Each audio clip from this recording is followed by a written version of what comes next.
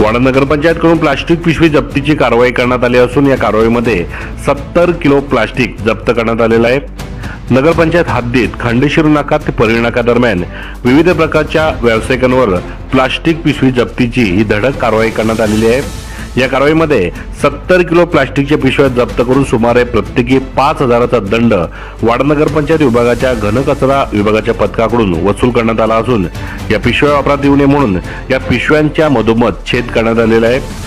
नगरपंचायतकडून प्लास्टिकची पिशवी वापरावर प्रतिबंध लावण्यात आलेला आहे। अशा असताना व्यावसायिकांकडून प्रतिबंधक प्लास्टिकच्या पिशव्यांचा सर्रास वापर केला जाते। या प्रकारच्या पिशव्यांचा वापर करू नये या संदर्भात नगरपंचायतकडून व्यावसायिकांना काही दिवसापूर्वी सूचनाही देण्यात आल्या होत्या।